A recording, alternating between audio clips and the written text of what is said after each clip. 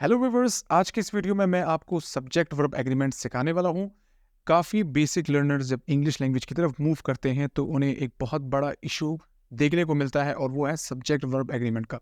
ये एक ऐसा टॉपिक है जो बेसिक लर्नर्स को रिटन कम्युनिकेशन और ओरल कम्युनिकेशन दोनों में ही कंफ्यूज करता है। बिकॉज उन्हें इस चीज़ में दो तरह के सब्जेक्ट्स मिलते हैं, सिंगुलर एंड प्लूरल, और दोनों के लिए अलग अलग वर्ब्स एग्जिस्ट करते हैं। तो इस वीडियो में आज मैं इसी टॉपिक को क्लियर करके दूंगा। प्लस आपने इस वीडियो को शुरू से लेकर आखिर तक जरूर देखना है ताकि आप किसी भी किस्म की कंफ्यूजन का शिकार ना हो। इस वीडियो का हर एक पार्ट एक प्री रिक्विजिट के तौर पर नेक्स्ट पार्ट के लिए एग्जिस्ट करता है। So don't skip a single part of this video. So let's talk about the plan that we are going to follow throughout the video. इस video में सबसे पहले हम फॉर्म्स ऑफ वर्ब्स को समझने की कोशिश करेंगे क्योंकि ये एक प्री रिक्विजिट होता है। यहीं से ही सब्जेक्ट वर्ब एग्रीमेंट की बात शुरू होगी। उसके बाद हम देखेंगे कि किस तरह के सब्जेक्ट्स होते हैं और सब्जेक्ट आइडेंटिफिकेशन क्यों ज़रूरी है। जिससे सब्जेक्ट समझ में आया तो वो उसके अकॉर्डिंगली कोई particular form of verb use कर पाएगा। मूविंग फर्दर मैं नाउन्स एंड प्रोनाउंस की बात करूंगा because they work as subject of the sentence. तो किस तरह के नाउन एंड किस तरह के प्रोनाउन के साथ आप कौन सा वर्ब फॉलो करोगे। Next is article. Articles leave a great impact over a verb. So इस चीज़ को भी आज हम इस वीडियो में क्लियर करेंगे। And last but not least is conjunctions role, because कई मरतबा किसी कंजंक्शन के थ्रू कंपाउंड वर्ड्स बन रहे होते हैं और वो वर्ड्स कभी सिंगुलर होते हैं तो कभी प्लूरल होते हैं। सो let's talk about the very first one which is form of verb. Forms of verbs 5 होते हैं और इन 5 फॉर्म्स ऑफ वर्ब्स को बेसिकली एक पर्पस के लिए बनाया जाता है। अगर मैं आपको सब्जेक्ट वर्ब एग्रीमेंट के पर्सपेक्टिव में बताऊं तो फर्स्ट फॉर्म को बेसिकली प्लूरल सब्जेक्ट्स के लिए बनाया जाता है और इसके अलावा fifth form of the verb को सिंगुलर सब्जेक्ट्स के लिए बनाया जाता है। तो आपको ये टॉपिक यहाँ पर क्लियर होना चाहिए कि जब भी आपको इस पे कंफ्यूजन हो तो अपने अपने सब्जेक्ट को आइडेंटिफाई करना है। जैसे फॉर एग्जांपल यहाँ पर मैं आपको कोई सब्जेक्ट बताता हूँ, स्टूडेंट्स। स्टूडेंट एक प्लूरल सब्जेक्ट है जिसके आगे हमेशा first form of the verb ही आ सकता है। तो जो भी first form of the verb होगा वो ही इसके आगे आएगा, इसके अलावा कोई दूसरा फॉर्म नहीं आएगा। Students play cricket. Students cricket खेलते हैं। इस सेंटेंस में जो मेरा मेन वर्ब है वो है एक first form of the verb. क्यों? बिकॉज मेरा जो सब्जेक्ट है वो एक प्लूरल नाउन है और प्लूरल नाउन होने की वजह से मैं इस पे फर्स्ट फॉर्म के अलावा दूसरा कोई फॉर्म नहीं रख सकता। So this is something that you need to understand. इसी तरह अगर मेरा कोई सिंगुलर सब्जेक्ट हो, फॉर एग्जाम्पल द मैन, तो यहाँ पर अब क्या होगा, अगर मैं इसी वर्ब को दोबारा यूज करूँ भी तो इसका SES फॉर्म आना चाहिए। तो द मैन प्लेस क्रिकेट। अब इस सेंटेंस में सिर्फ और सिर्फ फॉर्म ऑफ वर्ब चेंज हुआ बिकॉज यहाँ पर सब्जेक्ट वर्ब एग्रीमेंट का जो केस बनता है वो एक fifth form of the verb से बन रहा है। तो इसलिए अगर आपको फॉर्म्स ऑफ वर्ब्स क्लियर हैं आप इससे आगे फर्दर जितने भी टॉपिक्स उनको अच्छे से समझ पाओगे। ये जो केसेस पर्टिकुलरली मैं बता चुका हूँ ये सिर्फ और सिर्फ प्रेजेंट इंडेफिनिट टेंस के लिए एग्जिस्ट करते हैं। अगर आप किसी भी और टेंस की तरफ मूव करें तो वहां पर जो सब्जेक्ट वर्ब एग्रीमेंट का केस बनेगा वो होगा उसका हेल्पिंग वर्ब। तो आपको हमेशा देखना होगा कि कौन सा सब्जेक्ट आप यूज कर रहे हैं और वो अगर सिंगुलर हो तो उसके साथ सिंगुलर हेल्पिंग वर्ब और अगर वो प्लूरल हुआ तो उसके साथ आपने प्लूरल हेल्पिंग वर्ब लगाना होगा। तो बाकी टेंसेस में आपको उसका जो हेल्पिंग वर्ब है वो देखना होता है और इसके अलावा जो प्रेजेंट इंडेफिनिट टेंस है वहां पर आपको डायरेक्टली मेन वर्ब को या तो SES फॉर्म के तौर पर लिखना होगा या फिर first form of the verb के तौर पर लिखना होगा। So let's continue and see further किस तरह से हमारे पास नाउन्स और प्रोनाउंस को हम कंसीडर करते हुए मुख्तलिफ किस्म के सब्जेक्ट वर्ब एग्रीमेंट केसेस बना सकते हैं। तो नाउन्स बेसिकली कई किस्म के हो सकते हैं और हर तरह के नाउन को हमें चेक करना होगा कि वो कौन सा सब्जेक्ट वर्ब एग्रीमेंट केस बनाता है। डिफरेंट नाउन्स के लिए हमें उनके मुख्तलिफ केसेस को चेक करना होता है बिकॉज हर किस्म का जो एक नाउन होगा वो एक subject verb agreement case maintain करता है। तो सबसे पहले जो एग्जांपल यहाँ पर मैंने बताई हुई है वो है सिंगुलर एंड प्लूरल नाउन्स की। अगर आपका जो सब्जेक्ट है वो एक सिंगुलर नाउन रख रहा है तो उसके आगे आपने fifth form of the verb को मेन वर्ब के तौर पर यूज करना है। This is for present indefinite tense. और अगर आप किसी भी और टेंस में हैं तो उसका जो हेल्पिंग वर्ब होगा वही आपने वहां पर फॉलो करवाना है। ठीक है। Next is plural noun. इस प्लूरल नाउन को अगर आप चेक करें तो इसके आगे मैंने first form of the verb use किया हुआ है। Why? Because this one is plural. जब आपके पास प्लूरल नाउन्स आते हैं तो उसके बाद हम first form of the verb V को लगाएंगे। मैं यहाँ पर पीपल वॉचेस नहीं कर सकता, it's going to be an error. इसके आगे अगर आप देखिए कलेक्टिव नाउन्स मैंने लिखे हुए हैं कलेक्टिव नाउन्स बेसिकली कहते हैं noun of a group. Collective noun के केसेस दो किस्म के हो सकते हैं। पहली किस्म में अगर आपका कलेक्टिव नाउन प्लूरल ट्रीट कर रहा हो तो उसका मतलब ये है कि उसके जितने भी मेंबर्स हैं वो सारे के सारे डिफरेंट टास्क कर रहे हैं, यानी उनका जो वर्क यूनिट है वो डिफरेंट है, वो अलग अलग होगा। और अगर उनका वर्क एक ही किस्म का था, सब के सब एक ही काम कर रहे थे, तो इस सूरत में उसे सिंगुलर कंसीडर किया जाता है। Look at this two example. यहाँ पे पहली एग्जांपल में मैंने लिखा है द हर्ड बोल्ट ऑफ। यहाँ पे सिर्फ first form of the verb use किया गया। उसकी वजह यह है कि heard bolt of in different directions, मुख्तलिफ किस्म के डायरेक्शन में बोल्ट ऑफ हुए। इस लफ्ज का मतलब होता है यहाँ वहां फुदकना, छलांगे लगाना। जानवर ऐसे ही होते हैं, जब उनको आप डिस्टर्ब करो, अगर वो एक झुंड की सूरत में होंगे तो वो मुख्तलिफ किस्म के हरकत व सकनात शुरू कर लेते हैं। तो ये डिफरेंट टास्क है, डिफरेंट वर्क यूनिट है, इसलिए हम इसे प्लूरल कंसीडर करेंगे। इस हर्ड का एक एक एनिमल डिफरेंट तरीके से ट्रीट कर रहा होगा। आगे देखिए जरा, अगर आप इस सेंटेंस को देखें, द टीम, इस वक्त इस पूरी टीम का एक ही काम है, वो है working. So in this case I will use is not are, because team is having one type of job, एक ही तरह का काम कर रहे हैं। अच्छा, ऐसे भी कुछ स्पेशल केसेस हैं जहां पर कलेक्टिव नाउन्स प्लूरल ही कंसीडर होते हैं हमेशा। जैसे कि वर्ड है police, this will always be considered as plural. इसके आगे हमेशा आर लगेगा, इज लग ही नहीं सकता। हाँ, अगर आप इसके आगे इज लगाना चाहते हैं तो फिर आपको इसको एक कंपाउंड वर्ड बनाना होगा। For example police department, police force, अब इस सूरत में आप इसके आगे इज लगा सकते हैं। Other than that there is no particular case जहां आप इसके आगे इज लगा सकें और वो सिंगुलर वर्ड के तौर पर कंसीडर किया जाए। So these are the two examples of singular nouns and plural nouns and collective nouns. अब आगे बढ़ते हैं और देखते हैं कि हमारे पास अनकाउंटेबल नाउन्स को किस तरह से ट्रीट किया जाता है। अनकाउंटेबल नाउन्स हमेशा सिंगुलर ही के तौर पर कंसीडर किए जाते हैं, यानी इनका जो सब्जेक्ट वर्ब एग्रीमेंट केस बनेगा वो एक सिंगुलर ही हो सकता है। एब्स्ट्रैक्ट नाउन्स भी अनकाउंटेबल नाउन्स की कैटेगरी में कभी कभार आ जाते हैं और उनका भी कोई singular and plural case exist नहीं करता, इसलिए उनको भी सिंगुलर ही केस में रखा जाता है। यहाँ पर मैंने कुछ एग्जांपल रखी हुई है, अब देखिए जरा। हेयर रिक्वायर्स केयर एवरीडे, बालों को रोज केयर चाहिए होती है। तो इसमें देखिए here, this is working as a subject. अब ये सिंगुलर है या प्लूरल, इसको हम सिंगुलर ही कंसिडर करते हैं, इसलिए इसके आगे फर्स्ट फॉर्म की बजाय फिफ्थ फॉर्म रखा गया है। अगला सेंटेंस देखिए जरा, life. Life is an abstract noun, जिसे हम एक अनकाउंटेबल नाउन के तौर पर भी कंसिडर कर सकते हैं। अच्छा, life is full of blessings, जिंदगी रहमतों से भरी हुई है। अब यहां पर भी मैं इसके आगे जो केस लगाऊंगा वो क्या होगा, सिंगुलर केस होगा। यहां पर लाइफ आर नहीं हो सकता because it does not contain any plural word. हाँ, अगर ये लोगों को रेफर कर रहे हैं, for example it has got some other meanings lives, तो फिर उस सूरत में इसे कंसीडर किया जा सकता है एक प्लूरल नाउन के तौर पर भी, लेकिन वो रेयर केसेस होते हैं। लाइव्स आर इन डेंजर, इस सूरत में लोगों को रेफर किया गया है लाइफ से, तो वहां पर तो इसका मतलब चेंज होगा। बट अगर आप सिंपली नॉर्मल फर्स्ट मीनिंग की तरफ जाते हैं, वहां पर इसको हमेशा सिंगुलर ही कंसीडर किया जाएगा और इसके आगे सिंगुलर केसेस लगते हैं। अगला जो एक वर्ड है मैंने लिखा हुआ है वो है फेक न्यूज। न्यूज एक ऐसा वर्ड है जिसका कोई प्लूरल एग्जिस्ट नहीं करता, तो उसके आगे भी हम सिंगुलर केसेस ही लगाएंगे, प्लूरल केसेस नहीं लग सकते। Fake news is delivered to the people, गलत खबर लोगों तक पहुंचाई गई है। तो अब ये खबर भी हो सकता है, खबरें भी हो सकती हैं, ठीक है। Next is जीरेंट्स। जीरेंट्स के थ्रू भी हम नाउन्स बना सकते हैं। याद रखें, वर्ब्स के आईएनजी फॉर्म्स को हम जीरेंट्स कहते हैं और अगर उन्हें एज अ सब्जेक्ट रख दिया जाए सेंटेंस में तो वो नाउन का फंक्शन करते हैं और वो नाउन ही कंसीडर होते हैं। तो देखिए जरा, teaching makes a man informative. इस सेंटेंस में जो हमारा सब्जेक्ट है वो क्या है, टीचिंग, तो इसे मैं सिंगुलर ही कंसीडर करूंगा, इसलिए इसके आगे सिंगुलर वर्ब ही लगा है। इसी तरह देखिए जरा, रीडिंग इंक्रीजेज नॉलेज, रीडिंग इंसान की नॉलेज इंक्रीज कर देता है।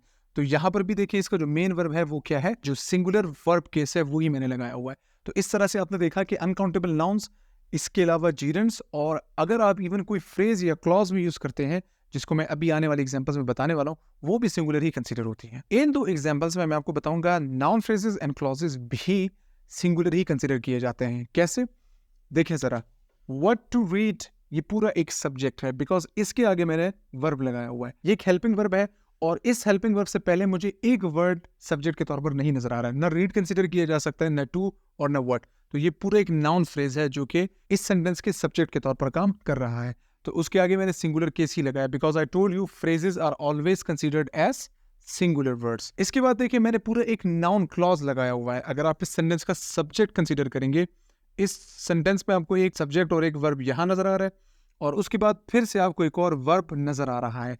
तो ये पूरा एक नाउन क्लॉज है जो कि इस सेंटेंस का सब्जेक्ट होगा। अगर आप इसे हाइड कर दें, चेक करें जरा, is not clear, what is not clear, तो वो व्हाट इज नॉट क्लियर की जगह मैंने पूरा एक सब्जेक्ट रखा हुआ है। वाई ही रिमेन्स एब्सेंट, वो गैर हाजिर क्यों रहता है, ये पूरा का पूरा एक सब्जेक्ट जो है नाउन क्लॉज की सूरत में आपको नजर आ रहा है। सो आई होप यू अंडरस्टैंड।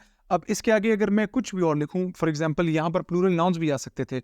मैं एक और एग्जाम्पल लिख लेता हूं, why he tells people. Now this one is people, क्या मैं इसके आगे आर लगाऊं यहाँ पर? इट्स नॉट पॉसिबल कि मैं आर लगाऊं, ये कंसीडर ही नहीं होता, क्योंकि पूरा का पूरा एक सब्जेक्ट है और उस सब्जेक्ट के बाद हमने सिंगुलर केसेस ही लगाने, because this subject is considered as singular case. तो सिंगुलर केसेस आपको यूं भी मिल सकते हैं, वर्ड्स की सूरत में भी मिल सकते हैं, फ्रेजेस की सूरत में मिल सकते हैं। इन सब को सही से यूज करना बहुत जरूरी होता है और इन्हीं से ही आपके सेंटेंसेस करेक्ट होते हैं। अब आगे देखते हैं कि किस तरह से प्रोनाउंस के साथ सब्जेक्ट वर्ब एग्रीमेंट केसेस बन सकते हैं। यहाँ पर आपको दो किस्म के प्रोनाउंस नजर आ रहे हैं। सबसे पहला है personal pronoun. It is quite clear, ये तो आपको पता है कि पर्सन केसेस जितने भी हैं कम्युनिकेशन के, first person, second person and third person, इन तीनों के नाउंस को रिप्लेस करने वाले प्रोनाउंस को हम पर्सनल प्रोनाउंस कहते हैं, जिनमें ही, शी, इट, यू, वी, आई, दे, ये सब आते हैं। तो इनमें कुछ तो सिंगुलर है, जैसे कि मैंने यहाँ पर लिखा है ही और शी। अगर ये सिंगुलर है तो इनके आगे डायरेक्टली सिंगुलर वर्ब्स ही लगेंगे। For example fifth form of the verb, she reads books, वो किताबें पढ़ती है। So it is clear. इसके बाद अगर आप देखते हैं you, it is sometimes considered as singular as well if you are referring to one person only, and if you are referring to more than one person then it is considered as plural word. तो ये दोनों सूरतें आती हैं इसकी, but still it is considered as plural case. तो इसके आगे आपको हमेशा प्लूरल वर्ब्स ही को लगाना होगा। And I have used the first form of the verb after this.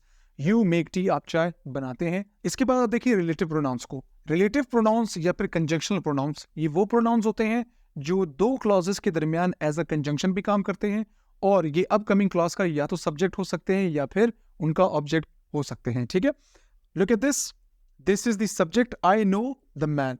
Now इस पर्टिकुलर नाउन को जहन में रखकर इसे कंसीडर किया जाएगा, क्या ये हु सिंगुलर है या प्लूरल।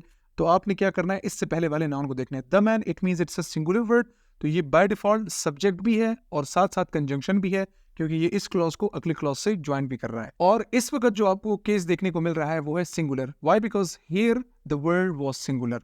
अब मैंने यहाँ पर एक और भी एग्जांपल लिखी हुई है, देखिए जरा इस एग्जांपल को देख सकते हैं। यहाँ पर आप, the man called the students, आदमी ने उन स्टूडेंट्स को बुलाया। Now here I have got the noun which is plural, तो ये बाय डिफॉल्ट क्या हो जाएगा, ये जो हु आगे लगा हुआ है, who play in the ground, ये प्लूरल कंसीडर किया जाएगा। तो ये एक प्लूरल कंसीडर होगा, और प्लूरल के आगे हम हमेशा first form of the verb को प्लेस करते हैं। आई नो द मैन, एक बंदा था who is expert in teaching, तो इससे मैंने यहाँ पर सिंगुलर केस ही दे दिया। और उसके आगे देखिए दूसरी एग्जाम्पल में, the man called the students, उस आदमी ने उन स्टूडेंट्स को बुलाया। तो स्टूडेंट्स एक से ज्यादा है, प्लूरल है, तो बाय डिफॉल्ट जो रिलेटिव प्रोनाउन है वो क्या बना, प्लूरल केस बना, और उसके आगे प्लूरल वर्ब ही हम प्लेस करेंगे। तो इस तरह से आप रिलेटिव प्रोनाउंस को भी देखें कि उनसे पहले का जो वर्ड है वो क्या है, उन्हीं की बेसिस पर आपने आगे फॉर्मेशन करनी है और सब्जेक्ट वर्ब एग्रीमेंट के रूल्स को मेंटेन करना है। इसके साथ साथ हम कुछ इनडेफिनेट प्रोनाउंस को भी देखते हैं और उनके सेंस को भी समझते हैं। इनडेफिनेट प्रोनाउंस बेसिकली वो प्रोनाउंस होते हैं जो कि एक indefinite count of a noun को रेफर कर रहे होते हैं, यानी इनसे हमें एक काउंटिंग मिलती है बट वो एग्जैक्ट नहीं होती। जैसे देखिए फ्यू, मैनी, सम, ये सारे, इसके अलावा भी बहुत सारी और एग्जाम्पल हैं जिनको हम इंक्लूड कर सकते हैं और वो इनडेफिनेट प्रोनाउन के तौर पर काम करते हैं। यहाँ पर देखिए फ्यू आर वेटिंग, कुछ वेट कर रहे हैं। अब यहाँ पर मैंने कोई बैकग्राउंड एग्जाम्पल नहीं दी। फॉर एग्जाम्पल मैं ये कह सकता था कि there were a lot of people standing, few were waiting, उनमें से कुछ इंतजार कर रहे थे। तो ये फ्यू बेसिकली कुछ को रेफर कर रहा है, ये हमेशा वन से ज्यादा लोगों के लिए यूज किया जाता है। तो यहाँ का जो केस होगा वो हमेशा क्या होगा, प्लूरल केस एग्जिस्ट करेगा। यहाँ इज नहीं आ सकता, यहाँ आर ही लगेगा। Many are selected for the job, काफी जॉब के लिए सिलेक्ट हो चुके हैं। Some are really confusing, for example यहाँ पर मैं बताता हूँ सम का मतलब क्या है। मैं बताता हूँ कि I solve many questions, some are really confusing, कुछ उनमें से बहुत कंफ्यूजिंग है। तो ये सम किसी नाउन ही को रेफर कर रहे हैं जो कि इनडेफिनेट काउंट में बताए जा रहे हैं। इसके अलावा डिस्ट्रीब्यूटिव प्रोनाउंस भी हैं। डिस्ट्रीब्यूटिव प्रोनाउन ऐसे वर्ड्स हो सकते हैं जैसे कि ईच, एवरी, इसके अलावा आइदर, नीदर, ये सारे वर्ड्स हैं। अब इन वर्ड्स के आगे भी आपने क्या लगाना है, नीदर इज आ सकता है, आर नहीं आएगा। अब यहाँ पर देखिए each is obeying the law. कौन? सिटीजन। मैंने यहाँ ब्रैकेट में सिटीजन इसलिए लिखा ताकि आपको समझ में आए। अगर मैं इनके आगे नाउन्स लगा दूं तो ये डिस्ट्रीब्यूटिव एडजेक्टिव्स बन जाएंगे। Any how, each is obeying the law. अब यहाँ पर ईच का मतलब है हर एक। क्या इसके उर्दू ट्रांसलेशन में भी आपको एक नजर आ रहा है? Yes, this is going to follow a singular case. तो ये एक एक को अलग अलग डिस्ट्रीब्यूट करता है इस सेंटेंस के मैसेज को। नेक्स्ट देखें, एवरी। एवरी का मतलब भी यही है, हर एक, सेम टू सेम मीनिंग है। Every country wants to develop. अगर मैं इसके आगे नाउन लगा दूं तो ये एडजेक्टिव बन जाएगा, इसलिए मैंने इसको ब्रैकेट में लिखा। तो आप यहाँ पर ऐसे समझ सकते हैं, एवरी वांट्स टू डेवलप। और ये जो सेंटेंसेस मैंने लिखी डायरेक्ट सेंटेंसेस है। कम्युनिकेशन में यूजुअली इससे पहले कोई ना कोई सेंटेंस जरूर होता है, तो मैं पूरी कम्युनिकेशन यहाँ पर नहीं लिख पा सकता, वो पॉसिबल भी नहीं है। अलबत्ता मैं आपको उनमें से कुछ बेहतर एग्जांपल दे सकता हूँ जिससे आपको समझ में आ जाएगा। तो ये वो सारे नाउन्स और प्रोनाउंस के केसेस हैं जिनका सब्जेक्ट वर्ब एग्रीमेंट में बहुत ख्याल रखना पड़ता है। अब आते हैं जरा आर्टिकल्स की तरफ और उन आर्टिकल्स को समझते हैं कि उनके पर्टिकुलर केसेस कैसे हो सकते हैं। फिर कंजंक्शंस की तरफ मूव करेंगे and model auxiliary verb last का हमारा टॉपिक होगा। यहाँ मैंने आर्टिकल्स की 2 एग्जांपल्स लिखी हैं जिनसे आपको एग्जैक्टली पता चलेगा कि आर्टिकल के मिसयूज करने से कितना बड़ा प्रॉब्लम जनरेट हो सकता है। यहाँ देखिए जरा, जब भी आप आर्टिकल को किसी कंजंक्शन के बाद रखें, जैसे यहाँ पर मैंने लिखा है अ स्टूडेंट एंड अ रिसर्चर, तो इसका मतलब ये है कि ये 2 अलग अलग लोग हैं। दिस इज पर्सन वन और दिस इज पर्सन 2। अगर ये 2 आर्टिकल्स को फॉलो करें तो ये दोनों अलग अलग पर्सन्स को रेफर कर रहे हैं। लेकिन अगर मैं इनमें से इस आर्टिकल को हटा दूं, अ स्टूडेंट एंड रिसर्चर, तो इसका मतलब ये है कि ये रिसर्चर इसी स्टूडेंट ही के बारे में लफ्ज के तौर पर काम कर रहा है। इस सूरत में आपने क्या करना है, तब तो आप इसको सिंगुलर ही कंसीडर करोगे। अगर आप ऐसे कहते हैं अ स्टूडेंट एंड रिसर्चर, फिर हम यहाँ पर सिंगुलर केस को फॉलो करेंगे, वांट्स आएगा। A student and researcher wants to know the name of this book. इसका मतलब ये एक ही बंदा है जिसको मैं 2 तरह से मुखातिब कर रहा हूँ, स्टूडेंट और रिसर्चर कह के। लेकिन अगर आपने इन दोनों को अलग अलग आर्टिकल कंसीडर कर दिया तो फिर उस सूरत में आपने first form of the verb ही को यूज करना है और ये 2 अलग अलग लोगों को ही ट्रीट कर रहे होंगे। ठीक है, अब यहाँ पर देखिए the leader and the politician. अगर मैं इसे कंसीडर कर लेता हूँ तो इसका मतलब ये है कि ये पर्सन 1 हो जाएगा और ये पर्सन 2 होगा। लेकिन अगर मैं इसे हटा दूं द लीडर एंड पॉलिटिशियन, तो इसका मतलब ये है कि ये एक ही बंदा है जिसको मैं 2 मुख्तलिफ नामों से मुखातिब कर रहा हूं। तो फिर यहाँ पर क्या केस होगा, the leader and politician is. लेकिन अगर मैं इनको अलग अलग कंसीडर कर लूं यानी P1 और P2 के तौर पर, तो फिर इनका जो केस बनेगा वो लगेगा आर वाला। The leader and the politician, यानी ये 2 अलग अलग लोग हैं, are struggling for their nation. फिर यहाँ पर हम हिज नेशन के लिए भी नहीं करेंगे, यहाँ पर हमें जो वर्ड यूज करना होगा वो क्या होगा, there. So in this regard ये जो आर्टिकल्स हैं इस तरह से सब्जेक्ट वर्ब एग्रीमेंट के केसेस बना रहे होते हैं। So be very careful while using them. आपने एक बंदे को रेफर करना है तो उसके अकॉर्डिंगली आपने किसी आर्टिकल को यूज करना होगा, 2 को करना होगा तो उनके अकॉर्डिंगली आपको उन्हें यूज करना होगा। आर्टिकल्स की प्रॉब्लम्स हमेशा आपकी राइटिंग को डिस्ट्रॉय कर देती हैं। ये माइनर मिस्टेक्स कभी नोटिस भी नहीं होती, but they always create a big problem for lots of beginners. अब देखते हैं कि किस तरह से कंजंक्शन सब्जेक्ट को क्रिएट करते हैं और उनसे किस तरह से सब्जेक्ट वर्ब एग्रीमेंट केसेस बन सकते हैं। इस वक्त मैंने कंजंक्शंस की भी 2 एग्जांपल्स यहाँ पर ऐड कर दिए हैं। 2 किस्म के रूल्स हो सकते हैं एक कंजंक्शन के। यहाँ पर सेम कॉन्टेक्स्ट केसेस भी होंगे और डिफरेंट कॉन्टेक्स्ट केसेस भी नजर आ रहे हैं आपको। देखिए जरा, ब्रेड एंड बटर, ये एक ऐसा वर्ड है जो कि एक ही चीज के लिए रेफर किया गया है, ये किसी डिफरेंट चीज को नहीं कहा गया। My bread and butter is all that I have now. तो इस तरह से इस एग्जांपल में आप देख सकते हैं, इसमें मैंने इज लगाया और नहीं लगता। वजह क्या है, कॉन्टेक्स्ट सेम है। ब्रेड एंड बटर का मतलब ये नहीं कि ब्रेड अलग और बटर अलग, ये एक ही चीज को रेफर किया जा रहा है। इस सेंस में मैं अपनी सारी कमाई को या फिर सारी अर्निंग्स को ब्रेड एंड बटर के तौर पर कंसीडर कर रहा हूँ। इसके अलावा डिफरेंट कॉन्टेक्स्ट केस भी हो सकता है, यानी कंजंक्शंस। अभी देखिए मैंने यहाँ पर भी कंजंक्शन लगाया था, यहाँ पर भी कंजंक्शन लगाया था, ये सेम केस था, ये अलग केस है। The politician and the citizen are. अब क्यों आर लगेगा, बिकॉज ये जो है दोनों बेसिकली कंबाइन होकर दे ही का सेंस बनाते हैं, तो they are on the same agenda, ऐसे भी आप कह सकते हैं। तो इन एग्जाम्पल से अब आपको पता चल सकता है कि कैसे एक कंजंक्शन भी सब्जेक्ट वर्ब एग्रीमेंट में बहुत बड़ा रोल अदा करता है। यहाँ हमारे पास एक ऐसी एग्जाम्पल है कि जिसमें एक सब्जेक्ट एग्जिस्ट करता है, लेकिन वो सब्जेक्ट एक ऐसे कंजंक्शन के थ्रू ज्वाइन हुआ है जो कि ऑप्शन दे रहा है हमें। तो और जब भी लगता है वो हमेशा एक चॉइस देता है, और उस चॉइस में हमने अपना सब्जेक्ट वर्ब एग्रीमेंट कैसे बनाना है, हमने हमेशा लास्ट वाले नाउन को देखना है। क्या ये सिंगुलर है? यस, सिंगुलर के केस में फिर सिंगुलर वर्ब ही यूज किया जाएगा। और अगर यहाँ पर मैं टीचर्स कर लूँ, फिर इस जगह से मुझे ये एस रिमूव करना होगा और ये स्टार्ट में कन्वर्ट हो जाएगा। स्टूडेंट्स और a teacher starts the party. और अगर मैं इसको ऐसे कर लूँ, अ स्टूडेंट और टीचर्स स्टार्ट द पार्टी, ये भी ठीक रहेगा। तो आपने इस चीज़ का ख्याल रखना है कि आप जब भी और यूज़ कर रहे हो उसमें लास्ट आपका जो नाउन है वो क्या है। अगर वो सिंगुलर था तो सिंगुलर वर्ब केस फॉलो होगा, उससे पहले बेशक आपने प्लूरल लगाया हो। और अगर आपने उसमें कोई प्लूरल केस फॉलो किया हुआ है तो उससे आगे आपको प्लूरल वर्ब ही नजर आ रहा होगा। तो ये था कंजंक्शन का इस्तेमाल सब्जेक्ट वर्ब एग्रीमेंट में। मॉडल ऑक्सिलरी वर्ब का एक बहुत ही इंपॉर्टेंट रूल होता है और वो ये है कि वो हमेशा अपने आगे first form of the verbs को फॉलो करते हैं। यानी यहाँ पर आपने देखना ही नहीं है कि आपका सब्जेक्ट सिंगुलर है या फिर कोई प्लूरल सब्जेक्ट आ रहा है। सो all you see here is a singular subject, then plural subject, then again another plural subject. लेकिन चूंकि आपके पास मॉडल ऑक्सिलरी वर्ब है, इनके आगे हमेशा आपको first form of the verb ही नजर आ रहा होगा। So this is first form of the verb, this is also the first form and this is also the first form. He can win the game, not he can wins the game. तो modal auxiliary verb ही की वजह से हम इसके आगे first form लगा रहे हैं।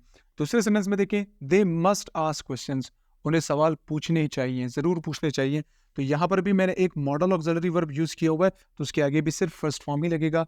और इस तरह से लास्ट में देखें, people should join the seminar, तो यहाँ पर भी मेरे पास एक मॉडल ऑक्सिलरी वर्ब काम कर रहा है और उसके आगे भी आप देख सकते हैं first form of the verb लगा हुआ है। So this was all about subject verb agreement. मैं उम्मीद करता हूं कि मैंने आपके तमाम कॉन्सेप्ट्स क्लियर किए होंगे। और अगर आपको अभी भी किसी पार्ट में कोई कंफ्यूजन है तो वीडियो का वो वाला पार्ट आप दोबारा से देखें और उस कंफ्यूजन को दूर करें। इस वीडियो के लिए इतना ही। अगर आपको ये वीडियो पसंद आई तो लाइक करें, सब्सक्राइब करें, शेयर करें और बेल के आइकन को प्रेस करना ना भूलें ताकि आपको आने वाली न्यू वीडियोस का नोटिफिकेशन मिलता रहे। Thank you.